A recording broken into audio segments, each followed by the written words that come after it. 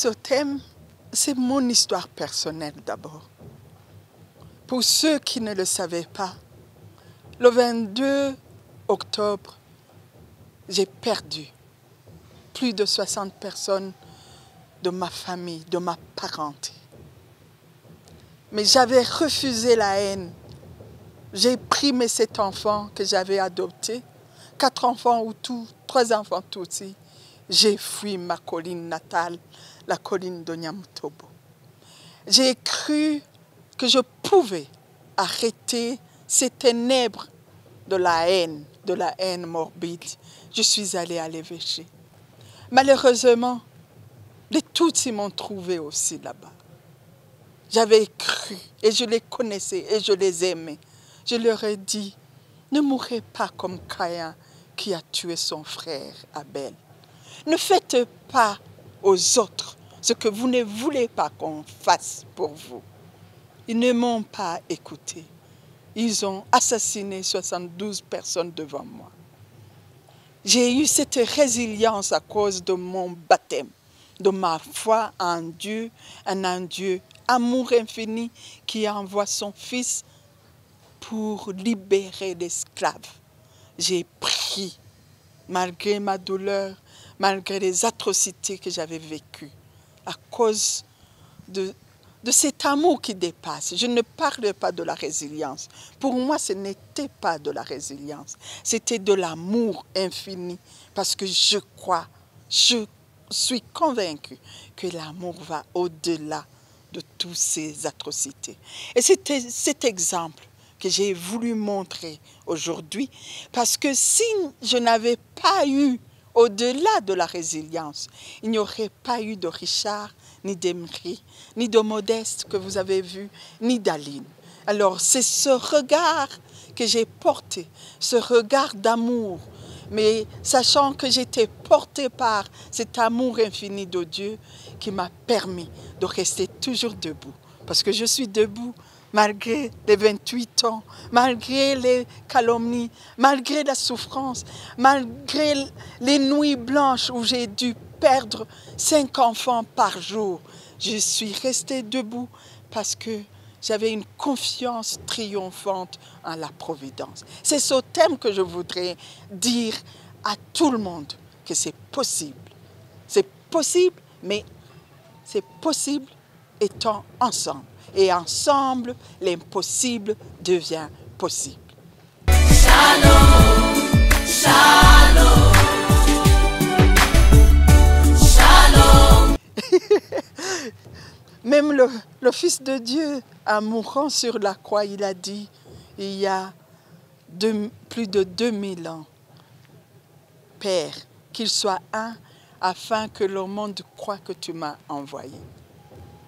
Je suis juste un petit instrument de la communication de cet amour de Dieu. Je ne fais que répondre à l'appel de Dieu. Le reste, je ne calcule pas. Je ne fais pas de statistiques. Parce que je suis juste cette petite femme qui a dit oui. Qui a dit oui il y a 41 ans. Pour vous, vous dites il y a 28 ans. Il y a 41 ans, j'étais enseignante. Et j'ai vu la souffrance de Chloé. Je l'ai vue, je l'enseignais. Et je me suis levée. J'ai dit, Seigneur, me voici, je viens. Alors, je crois que j'ai réussi. Pourquoi j'ai réussi? Je n'ai jamais douté de l'amour de Dieu. Je n'ai, à aucun moment, je me suis sentie seule. J'ai senti que j'étais portée par cet amour infini du Père qui envoie son Fils pour libérer l'esclave. Shalom, shalom, shalom. Quand j'ai commencé, je croyais que c'était comme on a toujours dit, les événements de 1965, les événements de 72, les événements de 88, les événements de 93. Et moi, je croyais que c'était un événement malheureux, que j'allais prendre ces enfants et que j'allais faire la recherche familiale Ils étaient à 25. Je me disais, je vais retrouver leur famille. Le lendemain, on m'a amené Aline, que vous avez vue. Elle était au coma pendant 6 mois. Après, j'ai eu Dominique. Après, j'ai eu des mini. Après 7 mois, j'avais 400 enfants. Mais je me suis dit, qu'est-ce qu'il faut faire? Parfois, je me suis retrouvée à dire, mais Seigneur, pourquoi? Pourquoi c'est à moi? Mais au moment où j'allais douter, il était là pour me montrer. Alors, qu'est-ce que j'ai? J'avais cru d'abord une petite maison, Shalom, pour les enfants. Après, c'était les enfants soldats. Après, c'était les enfants en conflit avec la loi. J'ai construit une entreprise. Maison Shalom est passée d'une petite association à une grande ONG. Et paf, 2015, je me retrouve à devoir tout laisser derrière moi et à recommencer. Et je suis arrivée ici. J'ai trouvé la souffrance atroce de toutes ces mamans qui étaient violées, de trésors qui gémissaient, qui étaient aux soins intensifs. Je me suis dit, oh oui, mais c'est pour 6 mois. On va retourner dans notre pays. Mais ça fait 6 ans. Je me suis dit non. Il faut que son message d'amour puisse atteindre les extrémités de la terre. Mais pour que ça puisse être compris, que son message d'amour qui m'a fait, je dirais, lever il y a 28 ans, il faut qu'il soit connu.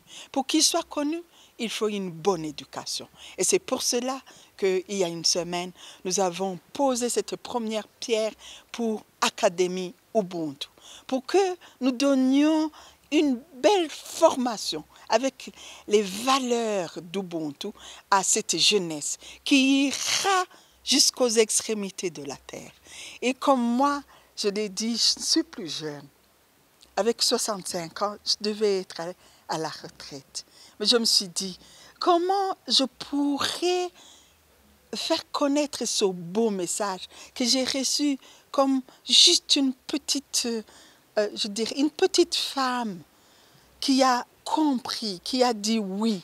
J'ai appelé les personnes, les amis qui m'ont accompagnée pendant tous ces 28 ans, donc des Belges, des Suisses, des Allemands, et nous allons commencer cette fois-ci une fondation, la fondation Magui Barankite, pour chercher aussi les fonds pour faire connaître, pour qu'il n'y ait plus d'orphelins, pour qu'il n'y ait plus d'enfants qui soient dans les rues, pour qu'il n'y ait plus la guerre, pour créer une nouvelle génération qui osera casser ce cycle de violence dans la région des Grands Lacs. Et c'est possible, mais ensemble, l'impossible devient possible.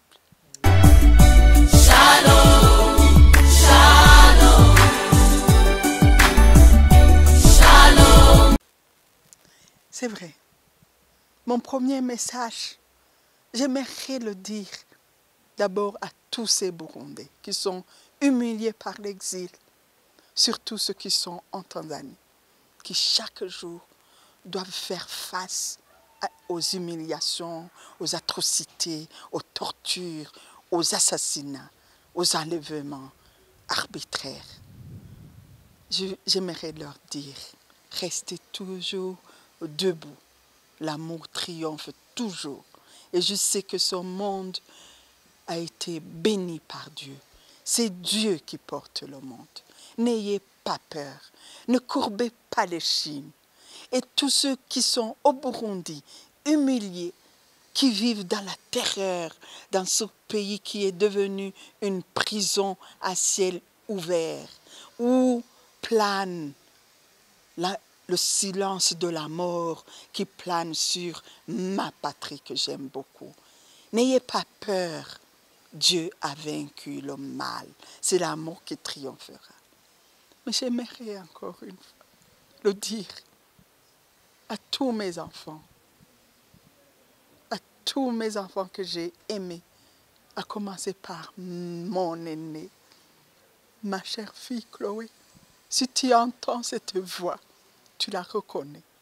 Les mêmes larmes que j'ai versées en 1979, quand je t'ai prise et je t'ai amenée chez ma maman Thérèse, c'est le même amour. Écoute-moi.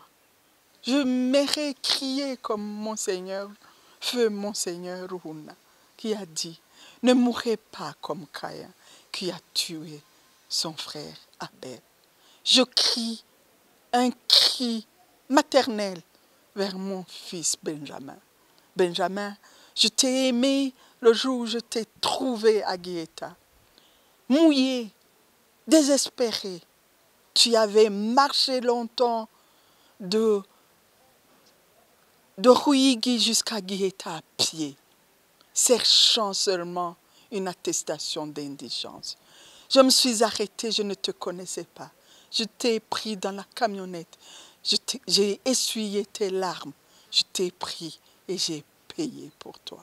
J'ai payé pour que tu sois un grand médecin, pour soigner à ton tour les autres. J'aimerais dire aussi à Comme qui m'écoute, comme quand on a assassiné ton frère le jour de ton mariage. Je n'ai pas dit, tu n'es pas des miens. En 1986, je t'ai écouté et je t'ai donné tout. Je t'ai permis de créer une entreprise Betraco et je t'ai donné tous les marchés pour construire toutes les infrastructures de la maison Shalom parce que je croyais en l'amour. Revenez, ne perdez pas votre âme parce que la vraie richesse, c'est l'amour. Parce que vous n'emporterez rien. Ne tuez pas nos frères, nos sœurs.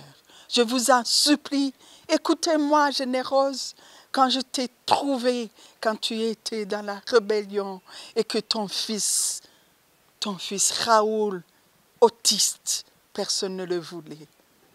Je l'ai accueilli comme mon fils, je l'ai câliné. N'oubliez pas votre sublime vocation qui est de rendre les autres heureux. Notre patrie mérite des dirigeants intègres et compatissants.